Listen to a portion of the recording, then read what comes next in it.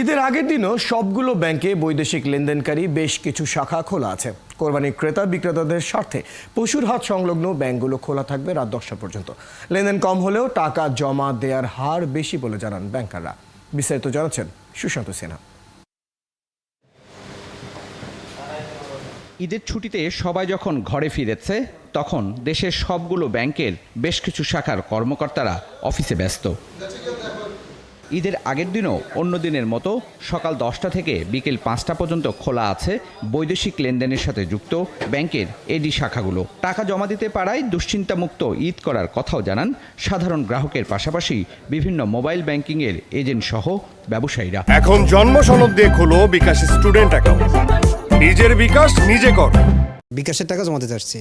আমি ডিস্ট্রিবিউটর হাউসের একজন এমসি। ব্যাংকটা খোলা থাকাতে আজকে আমার ব্যবসা বাণিজ্যের জন্য একটু উপকার হয়েছে, অনেকটা উপকার হয়েছে। সিআরএম এত টাকা জমা দেওয়া পসিবল হয় না, অনেক খুচরা টাকা থাকে, বাকি টাকা থাকে, তো জমা দিতে পারে আমি খুবই হ্যাপি। আগামীকালকার ঈদ, ওই জন্য টাকা ওই যে জরুরি পাঠানো দরকার। বেশিরভাগ ব্যাংকে অফ ছিল, বাট জনতা ব্যাংকের এই সুবিধাটার কারণে টাকাটা তুলতে পারছি। কোরবানির পশু বিক্রির টাকা লেনদেনের স্বার্থে 12ই জুন থেকে ব্যাংকগুলো সকাল 10টা থেকে রাত 10টা পর্যন্ত খোলা আছে। ঈদের আগের দিনও সেই ধারাবাহিকতায় হাট সংলগ্ন নির্দিষ্ট শাখাগুলো খোলা থাকবে রাত 10টা পর্যন্ত। আমাদের রূপালী ব্যাংকে 9টা কর্পোরেট শাখা সকাল 10টা থেকে 5টা পর্যন্ত খোলা আছে। আর এছাড়া আমাদের আরও 14টা শাখা খোলা আছে গুরুহাট কেন্দ্রিক। এটা 14 তারিখ থেকে শুরু হচ্ছে, 14, 15, 16 3 দিন। এটা সকাল 10টা থেকে রাত 10টা পর্যন্ত খোলা থাকবে।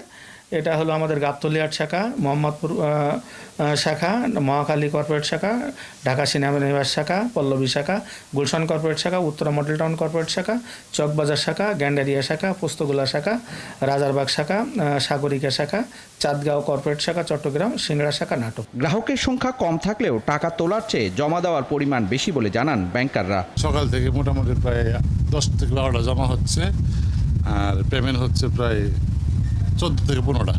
অন্যান্য দিনের মতোই ব্যাংক খোলা, 3:30টা পর্যন্ত আমাদের লেনদেন, টাকা উইথড্র বেশি হচ্ছে। পদ্মা সেতু 4 কোটির মতো ট্রানজ্যাকশন করতেছি আমরা, আর সাধারণ মানুষের তো আছে। ব্যাংক বন্ধ হলেও খুব বেশি দুশ্চিন্তা নেই, কারণ সবগুলো ব্যাংকের এটিএম বুথে পর্যাপ্ত টাকা রাখা আছে বলে জানান ব্যাংকাররা। সুশান্ত সিনহা, 71, ঢাকা।